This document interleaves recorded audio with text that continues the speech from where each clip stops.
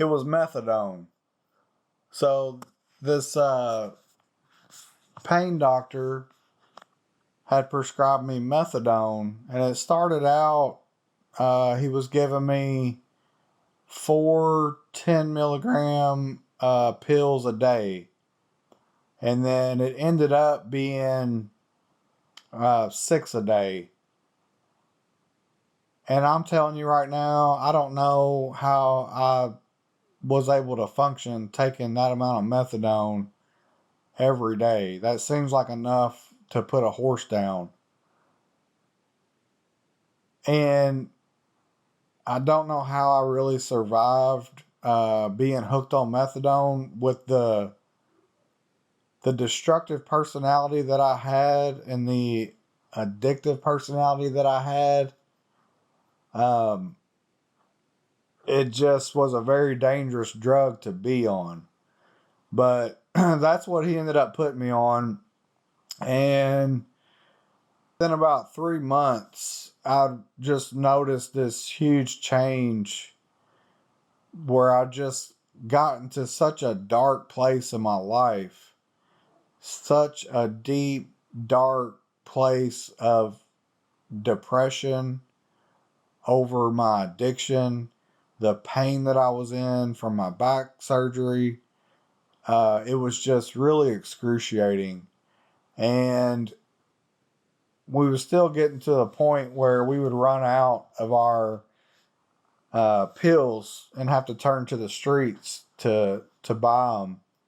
And sometimes we couldn't find them soon enough. So we'd have to go through the DTs. And just going through that over and over, you're trying to raise your kids. It just really started to take its toll, and that just added to the depression. We were having all this money problem now. We were having problems where we couldn't pay our bills. I was just to the point then that I was like, what am I doing with my life? This drug is ruling my life. These drugs, because I would buy any pills that I could get a hold of on the street. It didn't have to be methadone. It could be oxys. It could be Lortabs. It could be Percocets. Whatever opiate I could get my hands on at the time. At that time, heroin had not made its way back into the United States, thankfully. This was probably around 07. So over the periods of going through the DTs, and our kids was getting a little older now, so our boys were probably 7 and 10 years old. And I can remember one night we ran out of our pills. Like, we had enough to, in the morning we woke up, took them, then we went to work all day, was trying to find them, couldn't find anything, texting people, couldn't find anything. Teas were starting. The boys had to be at football practice, so we took the boys to football practice.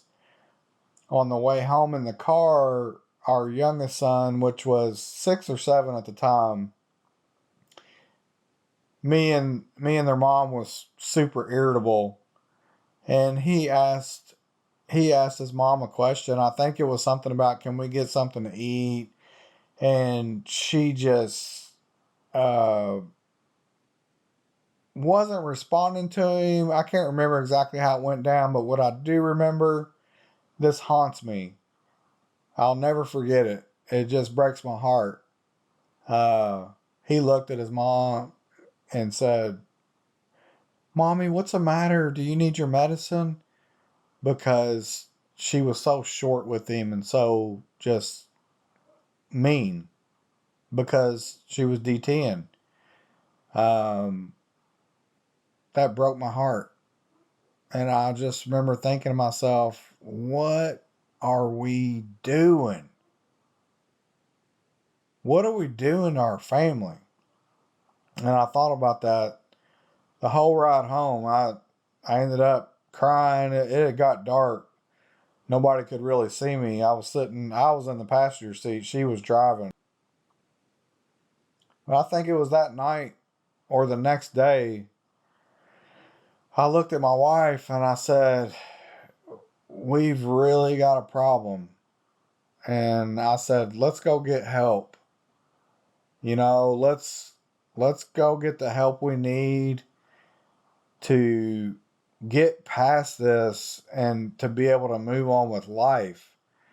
To get to a point where we're not dependent and spending every waking moment trying to find these pills so that we can feel normal. Like, these pills are ruining our lives.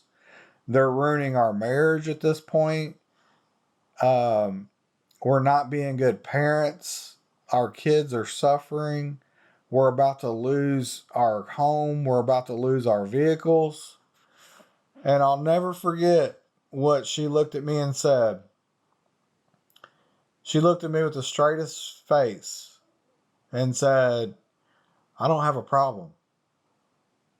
And I just was floored. I was like, wow.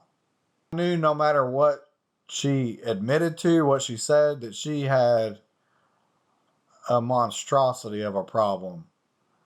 Because her problem was the same as mine.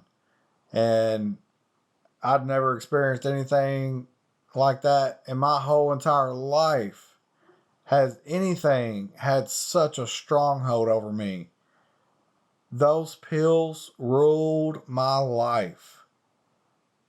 When I would wake up in the morning, that's all I thought about was, how many can I take? How many do I have? Who's got them? Where can I find them? That was my life. That's all I lived. That's all I cared about. It was more important than my wife. It was more important than my kids. It was more important than my job.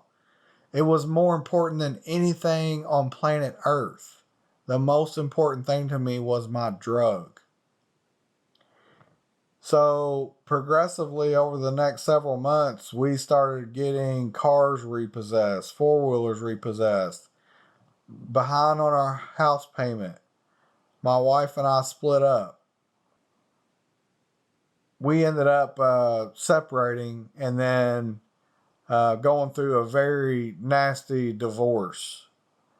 And she moved in with her parents. I ended up renting a rental house that my dad owned, which was in the city, in the neighborhood that I grew up in, which was a horrible place for me to go live, because that's where a lot of the people that I grew up with partying, that's where they still lived. Because, as a lot of you know, the people that fall into this type of lifestyle, you can go 10 years, 20 years, and they're still living that same lifestyle. Being a drug addict, living to party, living to drink alcohol, living to do drugs, never makes you a successful person. It only keeps you down. You'll never better yourself. You'll never improve yourself. Being a drug addict leads to one of two places, and that is in jail or in the grave. But I moved into that house and I told myself that I was going to get clean or I was literally going to die, because I was done with it. I wanted more for my kids. At that point, I cared more about my kids. My heart was broken for my kids. I didn't even care about myself. But our divorce was very, very ugly. And my wife, she kept the kids from me.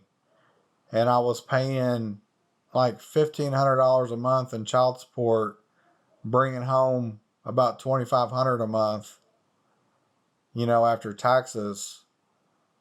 So doing the math, that left very little for me to pay rent and have a car and, be able to buy groceries and stuff. But I felt like for a long time that my kids were kidnapped from me and I was paying ransom to the kidnapper. She wanted things to go back the way they were. There was no way I was going back to that life.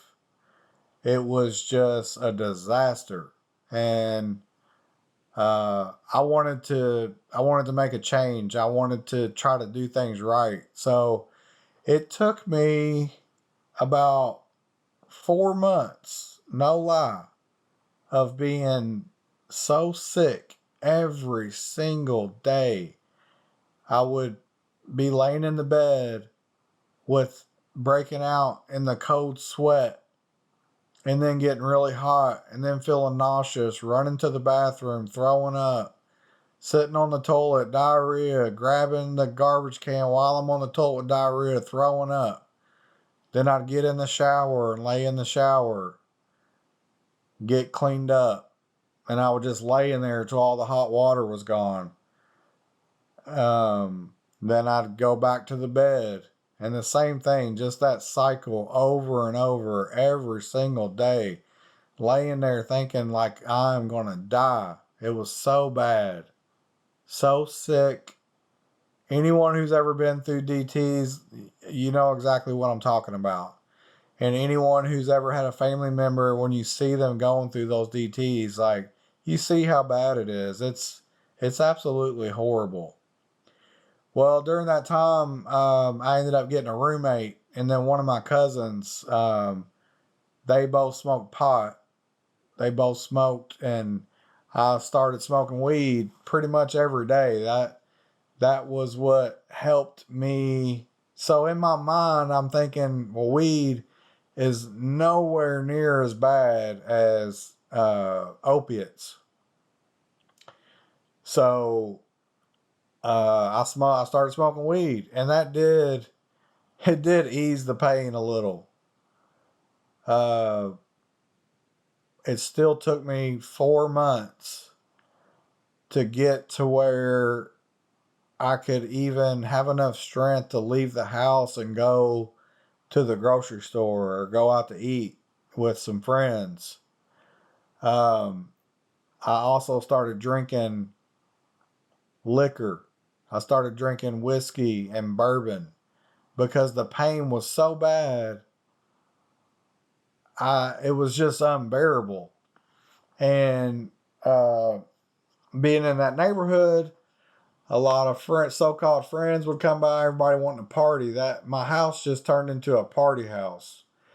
And in my mind, it was like, as long as I'm not doing opiates, then everything else is fair game. So I would just chug liquor, and it would take away my pain. I'd smoke weed, it would take away my pain.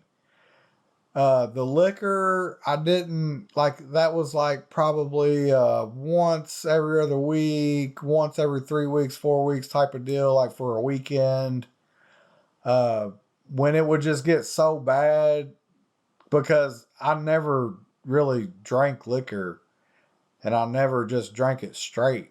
But the the DTs were so bad that I would just grab a bottle of bourbon or whiskey and just take big drinks. Getting the change from the liquor would I would feel better. So that helped, and after those 4 months, I started to come back too. But it literally took me a whole year before I was completely felt back to normal. And what I mean by that is, like, I didn't have any strength. Like, I was over like all the cold sweats and the diarrhea and the vomiting. And I'd also lost in those 4 months 65 pounds. It was crazy.